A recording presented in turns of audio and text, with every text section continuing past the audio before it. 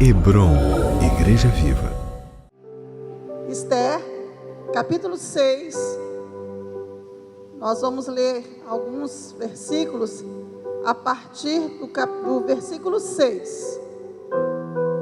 Diz assim a palavra do Senhor: Entrou Amã. O rei lhe disse: Que se fará ao homem a quem o rei deseja honrar? Então Ramã disse consigo mesmo: De quem se agradaria o rei mais do que de mim para honrá-lo? E respondeu ao rei: Quanto ao homem a quem agrada ao rei honrá-lo, tragam-se as vestes reais que o rei costuma usar, e o cavalo em que o rei costuma andar montado, e tenha na cabeça a coroa real. Entreguem-se as vestes e o cavalo às mãos dos mais nobres príncipes do rei, e vistam delas aquele a quem o rei deseja honrar. Levem-no a cavalo pela praça da cidade, e diante dele apregoem. Assim se faz ao homem a quem o rei deseja honrar. Então disse o rei a Ramã: Apressa-te, toma as vestes e o cavalo, como disseste, e faze assim para com o judeu Mordecai, que está assentado à porta do rei, e não omitas coisa nenhuma de tudo quanto disseste. Amém? Até aí, meus amados.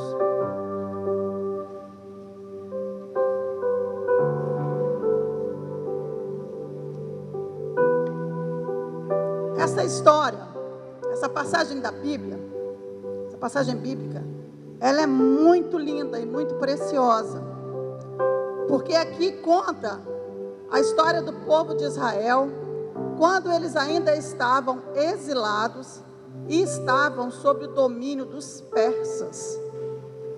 E nessa época aqui, que está se comentando, fala de uma menina, uma moça, uma jovem, que foi levada ao palácio para se tornar uma possível rainha. A história diz o seguinte: o rei Assuero, que era o rei persa, ele fez um banquete, para todos os seus nobres, seus príncipes, quando ele estava no 3º ano do reinado dele. E nesse banquete, esse banquete, gente, durou 6 meses, 180 dias.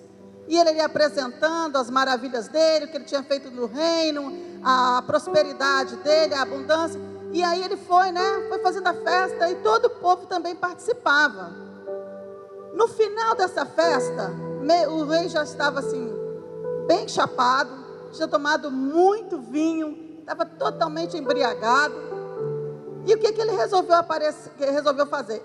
E enquanto o rei fazia o banquete dele lá, para toda a comunidade dele, todo o povo, a rainha que reinava junto com ele, se chamava Vasti, também estava fazendo um banquete para as mulheres. Só que quando o rei já estava lá, para lá de Bagdá, um tanto, mandou chamar Vasti, porque ele queria mostrar Vasti para toda a sociedade, para todo aquele povo que estava lá, todos os nobres, porque ela era muito formosa. Diz a palavra que ela era muito formosa. E ele quis mostrar a beleza dela, exaltar para o povo quem era Vasti. Só que Vasti mandou dizer ao rei que ela não ia comparecer na presença dele. Olha que abuso, hein, gente? Como é que uma mulher, numa posição daquela que ela estava, rainha, manda dizer para o rei: eu não vou não, se vira, fica aí. E nisso, o rei ficou muito irado, e aí ele chamou todos os seus conselheiros e perguntou para eles o que ele fazia naquela situação. O homem tinha sido envergonhado. Vou abrir um parêntese aqui, depois eu vou continuar a história. A palavra de Deus diz assim, que as mulheres, elas são submissas aos seus maridos. E isso quer dizer o quê? Submissão não quer dizer escravidão. Submissão quer dizer submeter a uma missão. Nós mulheres fomos colocadas para sermos auxiliadoras, colaboradoras, ajudantes dos nossos maridos. E se nós não soubermos assumir o papel que o Senhor nos concedeu, de sermos auxiliadoras, gente, o mundo vai de mal a pior. A situação que o mundo vive hoje, o caos que o mundo vive, pode ter certeza de uma coisa: as famílias estão totalmente vivendo em falências. Por quê? Não quer dizer que uma mulher não possa trabalhar fora, não quer dizer que ela não possa ser independente até certo ponto, mas submeter-se ao seu esposo, isso aí é papel de toda mulher sábia e que tem temor do Senhor. Então, continuando a história, os sábios daquela época, os conselheiros do rei, falou que era para ele destituir aquela mulher, e que era para também falar para todas as províncias, eram 127 províncias, que ela estava sendo destituída e que todas as mulheres tinham que ser submissas a seus esposos, porque se deixasse naquela situação que estava vivendo, todas as mulheres iam fazer como Vasti. E não é isso, né, gente? O papel da mulher não é esse. Aí o que aconteceu? O rei pegou e achou aquilo uma boa ideia. Só que passou um tempo, ele começou a sentir saudade de Vasti. E aí ele procurou de novo os conselheiros, porque ele se lembrou do que havia feito, do pronunciamento que ele havia dado. A mulher tinha sido destituída do cargo de rainha. Então eles deram um outro conselho: começa a procurar em todo o reino donzelas que sejam formosas e que possam ser substitutas de Vasti. O rei gostou da ideia. E aí foram chamadas todas as donzelas formosas do reino, e dentre elas veio Radassa, que é Esther. E diz a Bíblia que ela era muito formosa, e que ela conseguiu graça diante de um dos eunucos. E aquele eunuco começou a cuidar dela de uma forma muito mais especial do que as outras. Deu a ela servas, e ele fazia tudo para poder cuidar melhor de Esther. Ao fim de um ano, todas aquelas donzelas foram se apresentar diante do rei. Cada uma levava, né, aquilo que queria, que pedisse lá da casa das mulheres, para levar para o rei. E todas elas foram passando, até que chegou a vez de Esther. Diz a palavra que quando o rei viu Esther, ele babou, né? Ele babou, porque era uma mulher muito bonita, e ele se apaixonou por ela. Ele amou Esther. E aí começa a história. Esther, só que Esther, ela se tornou rainha, mas ela não havia dito qual era a sua origem. Mardoqueu, ou Mordecai, que era tio dela, havia dito para Esther que não era para ela falar nada da sua origem. E incrível é que, apesar de Esther estar numa posição de rainha, ser quem ela era, Esther nunca deixou de obedecer ao que o tio dela falava, porque foi ele que criou ela, foi ele que cuidou dela, foi ele que educou Esther em tudo que ela precisava, as necessidades dela. Então ela tinha ele como um pai, e ela obedecia o que Mordecai falava. Enfim, aí foi passando o tempo, e aparece um homem na história, chamado Ramã. Esse Ramã, ele era um dos conselheiros do rei, mas ele cresceu tanto, e ele era amalequita. Agagita, um trem assim, uma raça lá, mas ele fazia parte dos amalequitas. E esse homem, quando ele viu Mardoqueu, Mardoqueu sentava à porta do palácio. E ali ele julgava, Mardoqueu ajudava. Mardoqueu era um homem que ele se preocupava com as coisas do povo de Israel, do povo judeu que estava lá. Só que Ramã, ele cresceu tanto, foi um homem tão poderoso, acima de todos os príncipes que serviam de conselheiros para o rei Assuero. E diz a palavra que quando ele passava, todas as pessoas se curvavam diante dele, ajoelhavam, faziam reverência, né? E ele seguia todo pomposo, se achando, né, o rei da cocada. Só que Mardoqueu não fazia isso. E aquelas pessoas começaram a observar que ele não fazia aquilo e foram falar para ele: por que você não se curva diante de Ramã? Ele não falou nada, continuou na dele. Mas as pessoas ficaram incomodadas com aquilo e falaram com Ramã. E Ramã começou a observar. Aí eles descobriram que Mardoqueu era judeu. Então, quando aquele homem soube que ele era judeu, a ira dele se acentuou tanto, que ele começou a perseguir Mardoqueu para matar. Só que ele não ficou satisfeito ele não estava satisfeito simplesmente em matar Mardoqueu. Ele queria exterminar todos os judeus que haviam na Pérsia. Nas 127 províncias que os persas dominavam, ele queria matar todo mundo. Simplesmente porque ele não gostava, porque não reverenciavam ele. E ele ficou naquela coisa de querer matar, vou matar. Aí, ele começou a bolar um plano. O que ele ia fazer? E ele chegou diante do rei, induziu ao rei, levou o rei numa conversa e pediu a ele que fizesse um documento, vamos falar assim, para que todos os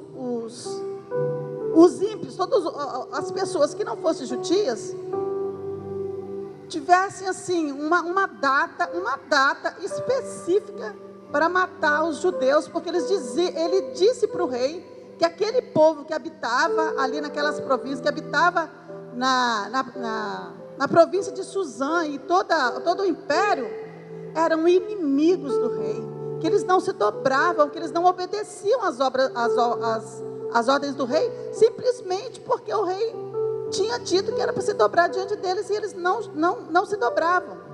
Mas na intenção de Ramã, não era porque eles não se dobravam, é porque eles eram judeus.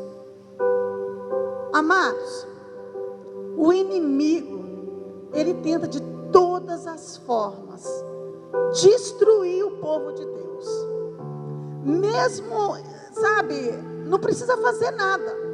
Basta dizer que é cristão, basta dizer que nós cremos, que nós servimos ao Deus vivo, para Satanás querer eliminar qualquer um de nós. Por quê? Satanás, ele não está preocupado com as pessoas que já estão no mundão, não estão lá fora, não. Ele está preocupado com os que estão aqui dentro. E nós precisamos vigiar, nós precisamos estar atentos a todas as ciladas, a tudo aquilo que o inimigo tenta contra nossas vidas. Porque ele é astucioso, ele é maquiavélico. E aí, Ramã, o que aconteceu? Fez um edito lá e espalhou por todas as províncias o dia exato que iria haver a matança daquele povo. Isso com o consentimento do rei, o que era pior, né? Só que Mardoqueu, numa época lá, ele ficou sabendo de uma conspiração contra o rei, que haviam 2 eunucos do rei que estavam planejando matá-lo. Mardoqueu descobriu, falou para Esther contou para o rei, foi feita uma investigação e descobriu que realmente aqueles homens iam matar o rei, e eles foram eliminados, foram mortos. Mas não aconteceu nada, ficou só nisso, tudo bem. E aí Ramã continuou naquela, né? Quando Mardoqueu pegou aquele edito e soube o que estava para acontecer, ele ficou desnorteado. E ele mandou chamar Esther. E aí ele se vestiu de pano de saco e jogou cinza sobre a cabeça. E ele não podia ir na porta do rei, do palácio, mas ele ficou na praça. E Esther ficou sabendo o que estava acontecendo com ele. Mandou roupas para poder ele tirar aquelas cinzas. Mas ele falou que ele não ia se trocar. E mandou falar para ela o que estava acontecendo. Gente, o estado que Mardoqueu estava ali passando naquela hora, não era a roupa dele que precisava ser trocada, mas era a amargura, era a dor, era a tristeza de saber o que estava para acontecer. E ele estava se lamentando, ele estava clamando, ele estava buscando em Deus uma solução, não só para a vida dele, mas por todo o povo que estava junto com ele. E nós, nesses dias, amados, eu vou falar com vocês uma coisa: nós precisamos também chorar, nós precisamos clamar, nós precisamos jejuar, nós precisamos nos lamentar, porque a igreja de Cristo precisa ser desperta. Gente, o diabo não está brincando de ser diabo. Satanás está invadindo os templos, está, tentando matar de todas as formas a igreja. Nós precisamos nos unir como um grande exército, nos unir, amados, para que Deus possa agir a nosso favor. Quando nós vemos um irmão precisando de ajuda, quando nós vemos alguém clamando ao nosso redor: me ajuda, eu preciso de socorro, eu estou passando por uma situação difícil, não é para apontar, não é para julgar, não é para fofocar, é simplesmente para estender a mão e falar: eu estou aqui com você, conta comigo, vamos orar. Nós precisamos ter discernimento do que está acontecendo à nossa volta, do que Satanás está armando, para que nós possamos orar e Deus frustrar os planos do diabo. Não que Deus não possa fazer, Ele pode fazer, mas Ele conta conosco também. Quantas vezes, amados, os pastores têm pedido, têm anunciado oração, têm anunciado vigílias. Hoje mesmo começou um tempo de oração aqui na igreja, de 5 a 6 da manhã. Quantos de nós estamos dispostos a pelo menos tirar 1 hora para dobrar o nosso joelho e orar, interceder junto com os pastores? Se não pode vir à igreja, coloca um despertador em casa, mas pastor, pastora, estamos aqui, estamos juntos, estamos orando com vocês, um telefonema para dizer: eu estou junto, irmão, está precisando de ajuda, eu estou aqui, eu estou orando por você. É muito fácil a gente pedir ajuda quando nós precisamos de ajuda, mas nós também temos uma dificuldade tremenda de querer ajudar os outros, meus amados. Nós precisamos, ser mais sensíveis com as causas dos nossos irmãos também. Continuando, aí Mardoqueu manda dizer para Esther o que estava acontecendo. E aí ela falou assim: mas o que eu posso fazer? O rei não me chama na presença dele, eu não posso entrar lá, porque se eu for, ele pode me matar. E Mardoqueu vira para ela e fala assim: não pense em você, porque você está nessa posição sua aí, que você também não vai ser atingida, porque para você também vai sobrar. Então, de qualquer forma, ela também poderia ser morta, por causa do decreto. E aí ela faz um pedido muito especial.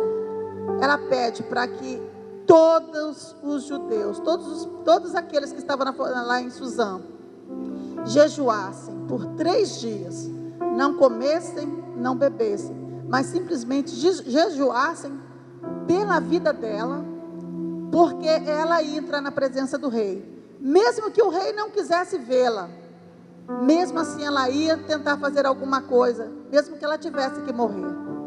E é assim também que nós precisamos nos dispor, meus amados. Precisamos de ajuda, precisamos buscar a presença do Senhor, mesmo que seja para morrer. Mas é melhor morrer tentando, buscando ao Senhor, do que ficar com os braços cruzados, vendo as coisas desmoronando na nossa frente e não fazermos nada, não tomar nenhuma atitude. Aí Esther jejuou junto com as suas servas, E ao terceiro dia ela se arrumou impecavelmente, linda, maravilhosa, cheirosa, né? Aquele vestido todo cheio de ouro em volta. E chegou até a presença do rei. E foi ao pátio. Lá o rei estava sentado no trono. Quando ele viu Esther, ele estendeu o cetro para ela. Isso queria dizer o quê? Que estava tendo misericórdia dela, concedendo a ela o privilégio de poder entrar na presença dele. Ela foi e virou para ele e falou: Esther, o que está acontecendo com você? O que você quer? E ela simplesmente disse para ele o seguinte: eu gostaria que você fosse a um banquete na minha casa que eu estou preparando para você e para Ramã. Aí o rei mandou que Ramã se apressasse logo para ir para o banquete. Quando chegou no banquete do vinho, comeram, beberam e tal, e o rei pergunta para ela: qual é a tua petição, o que você quer? E ela vira e fala mais uma vez: se eu achei graça, né, se eu posso pedir alguma coisa para o rei, vem amanhã no outro banquete aqui, e eu vou falar com você o que eu desejo. Toda cheia de dengo, toda cheia de mimo, né? Igual a minha pastora, toda dengosa para o lado do pastor, mas ela no caso. Enfim, aí Ramã, ele se achou o tal nesse banquete. E ele foi, na hora que ele estava saindo, ele de novo encontra Mardoqueu no caminho dele. O homem ficou possesso, mas possesso. Quando ele chegou em casa, ele pegou e começou, né, chamou os amigos dele e tal, e fez uma festa lá, e estava bebendo e tal. E o que ele falou? Começou a se engrandecer. Amados, é incrível como os nossos inimigos, eles acham que estão acima do bem e do mal, que eles podem fazer o que eles querem, e que tudo está bonito, e porque Deus não está falando, eis que eu te digo, eis que isso e aquilo, muitas vezes nós achamos que Deus não está nem aí para a gente. Oh meu Deus, as coisas estão acontecendo à minha volta, eu estou sendo humilhado, eu estou sendo envergonhado, tudo está desmoronando à minha volta, eu estou orando e nada acontece, e está tudo dando difícil, está tudo errado, e isso não desanda, e isso não desata, e não sei o quê, e nós murmuramos. Não é tempo de murmurar, meus amados, é tempo de confiar, é tempo de esperar, porque no tempo certo o livramento virá. Não é porque Deus não falava, não aparecia assim, falando com o profeta falando com Esther, e não sei o que a mão de Deus não estava sobre aquele povo. Deus tem um plano, Deus sabe o tempo certo de agir, e olha, pode parecer difícil, mas o Senhor está conosco em todo tempo e lugar. Nunca, jamais o Senhor nos abandonará, nunca, jamais. A palavra de Deus diz assim: eis que eu estou convosco todos os dias, até a consumação dos séculos. Amém? Então, naquela situação que parecia que nada ia dar certo, que tudo estava assim para acontecer, e o povo ia morrer, ia ser massacrado, porque o decreto que Amã fez para destruir os judeus era para matar, destruir e aniquilar. Tem uma passagem no Novo Testamento que diz que o demônio, Satanás, ele veio para matar, roubar e destruir. É a mesma coisa. Então, ele não queria somente matar os judeus, ele queria roubar tudo que eles tinham, tudo, todas as posses, tudo. E ele queria ofertar isso para o rei. Mas a intenção dele era aniquilar. Gente, sabe o que é aniquilar? É passar por cima com um trator, é acabar com a semente, é acabar com a vida, sabe? E o diabo acha que ele pode frustrar os planos de Deus. Poxa, naquele tempo lá, já havia uma promessa de que o Salvador viria, a promessa que Jesus Cristo estaria chegando, o Messias estaria vindo. Se acontecesse alguma coisa ali, a história morria, acabava por ali. E quem é que pode frustrar os planos de Deus, meus amados? Quem? Se é Deus que peleja por nós, se é Ele que luta, se é Ele que nos manda ir para a batalha, e sabe, louvando, guerreando, seja de que forma for, o Senhor nos dá vitória. Josafá, ele foi para uma batalha, e que ele não precisou falar nada, ele simplesmente foi com os tangedores, e foi louvando. O pessoal não estava entendendo nada, mas Deus disse para ele: levantai-vos, aquietai-vos, e vede o grande livramento, que eu vos darei. Gente, é para glorificar, gente. Deus está conosco em todo tempo. O Senhor tem promessa para as nossas vidas. Nós não vamos morrer sem ver as promessas de Deus. Todas as promessas têm um tempo para se cumprir. É um tempo de preparação, é um tempo de exortação, é um tempo que o Senhor nos prepara para aquilo que Ele coloca nas nossas mãos não seja perdido, sabe? Não é tempo de desistir, é tempo de confiar, é tempo de esperar, porque a bênção virá. Aí Ramã chegou na casa dele e começou a contar daqueles feitos dele lá, e aí ele virou e falou assim: olha, a rainha Esther me convidou para poder ir num banquete. Imagina, somente eu, mais ninguém, eu e o rei. Então ele achava que por ele ser um príncipe, ter uma posição social, ou ter um conhecimento, ser inteligente, ser isso ou aquilo, na concepção dele, ele se achava melhor do que qualquer um. Deus não faz acepção de pessoas, amados. Deus capacita aqueles a quem Ele chama. Todos nós perante Deus somos iguais. Não existe um porque tem isso ou aquilo, tem um grau de escolaridade maior, um outro menor, que sabe falar bem ou mal. Não importa. Quando o Espírito Santo vem, Ele nos enche, Ele nos faz lembrar de todas as coisas, Ele nos faz falar as palavras que o Senhor coloca nas nossas bocas, e nos faz, sabe, viver maravilhas. É Ele, é dele, por Ele e para Ele todas as coisas. Somos todos iguais perante o Senhor, todos. Não existe ninguém melhor, todos são iguais, todos. E Ramã, ele se achava melhor porque a rainha Esther tinha convidado ele para ir num banquete com o rei. Aí o que aconteceu? Ele chegou e falou assim: olha, nem com todas essas riquezas, nem com todos os filhos que eu tenho, nem por ter sido chamado para poder comer lá na casa da rainha, nem assim eu estou satisfeito, porque eu quero ver esse judeu Mordecai morto. E aí, aparece aí a esposa dele que fala assim: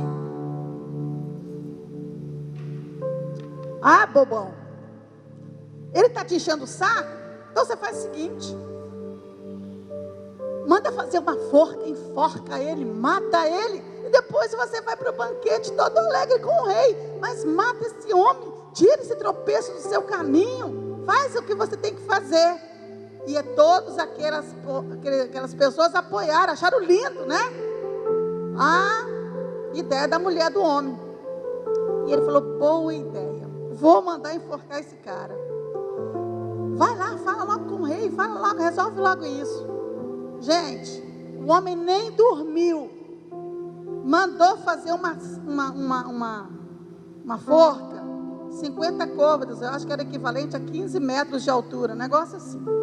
Mandou fazer a forca e foi para a casa do rei, para o palácio, para falar com o rei que ele queria enforcar Mordecai. Só, gente, olha só, os planos de Deus não podem ser frustrados. Quando o inimigo está indo, Deus já está na frente, resolvendo tudo. Gente, a palavra de Deus diz assim, que por um caminho o inimigo vem contra nós, mas por 7 caminhos ele tem que fugir da nossa presença, da presença do Senhor, porque Deus peleja por nós. Aleluia! Glória a Deus! E aí, quando aquele homem está indo lá, né, para falar com o rei que queria enforcar o servo do Senhor, aí o rei tinha perdido o sono naquela noite, logo naquela noite. E aí começou um servo dele lá a ler as crônicas, né, dos feitos que tinham os outros reis, os outros imperadores tinham feito, e ele também começou.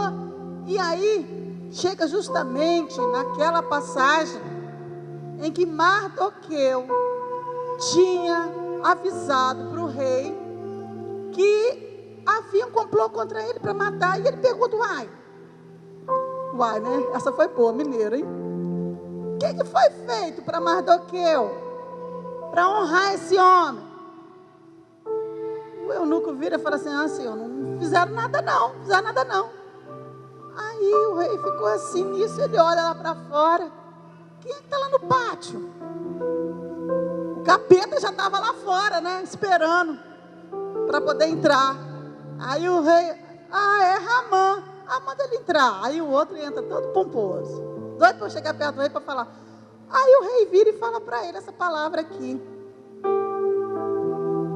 que se fará ao homem a quem o rei deseja honrar.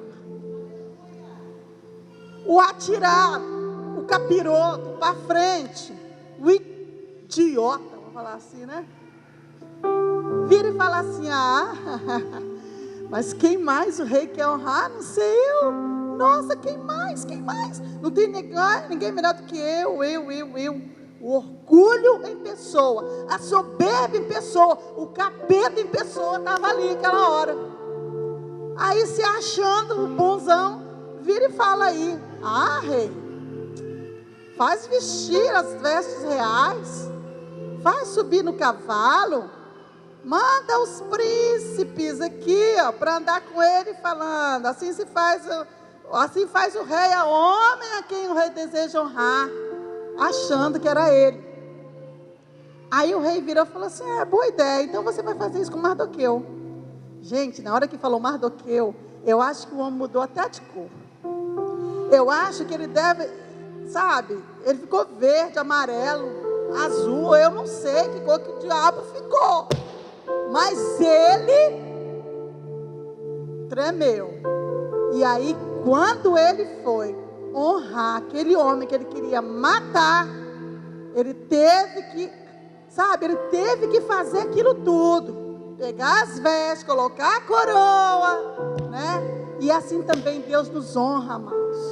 Sabe, os nossos inimigos, ele vem tentando destruir, ele vem tentando trazer vergonha, ele vem tentando destruir os nossos sonhos.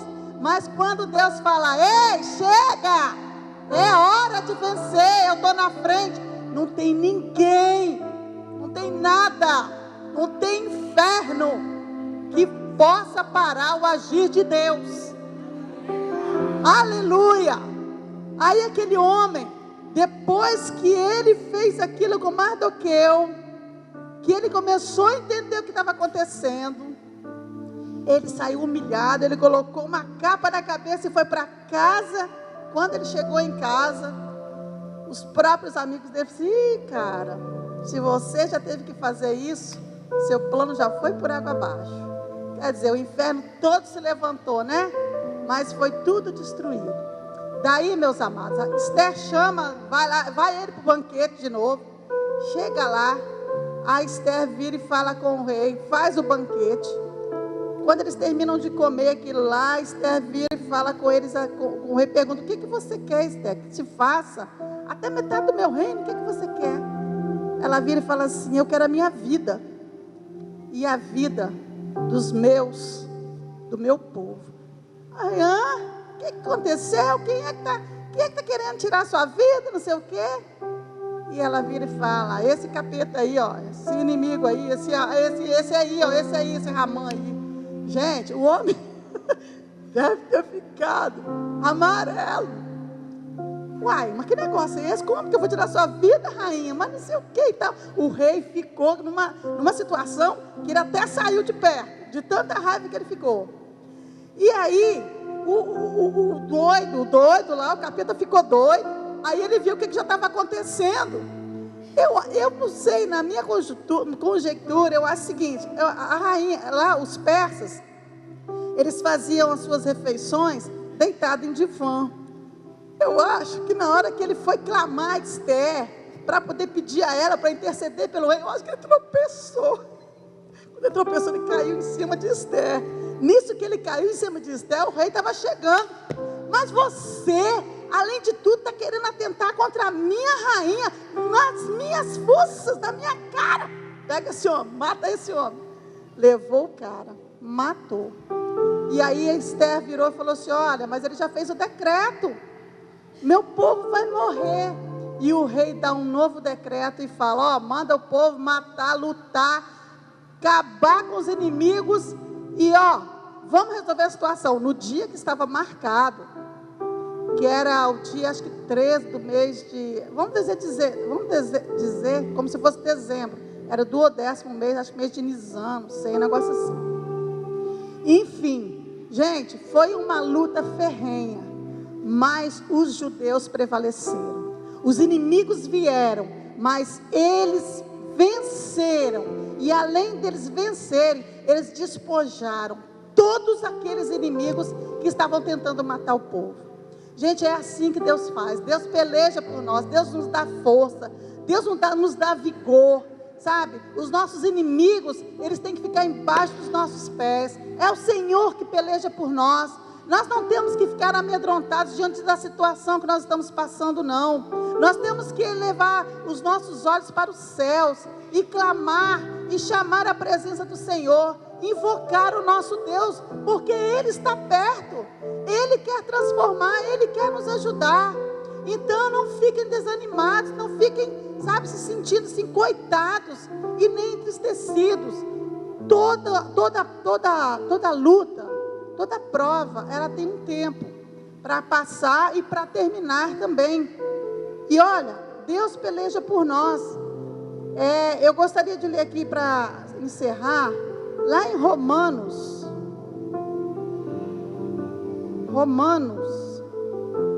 capítulo 8, no versículo 28, está escrito assim: sabemos que todas as coisas cooperam para o bem daqueles que amam a Deus, daqueles que são chamados segundo o seu propósito. Então nada é em vão. Toda luta que nós passamos tem um propósito. Toda dificuldade que nós passamos tem um propósito. E o propósito de Deus é nos abençoar. Pode parecer que o inimigo está vindo, pode parecer que nós vamos morrer, mas nós não vamos morrer, porque o Senhor é que peleja por nós. E aí lá no versículo 33, está escrito assim: quem tentará acusação contra os eleitos de Deus? É Deus quem os justifica. Quem os condenará? É Cristo Jesus quem morreu, ou antes, quem ressuscitou, o qual está à direita de Deus e também intercede por nós. Quem nos separará do amor de Cristo? Será tribulação, ou angústia, ou perseguição, ou fome, ou nudez, ou perigo, ou espada? Como está escrito: por amor de ti, somos entregues à morte o dia todo. Fomos considerados como ovelhas para o matadouro. Em todas estas coisas, porém, somos mais que vencedores, aleluia, por meio daquele que nos amou. Amém? Amados, tenham fé, não desanimem. O inimigo vem por um caminho, mas por 7 caminhos ele tem que fugir da nossa presença. Deus peleja por nós, e as muralhas já estão destruídas. Amém? Louvado seja o nome do Senhor. Hebron.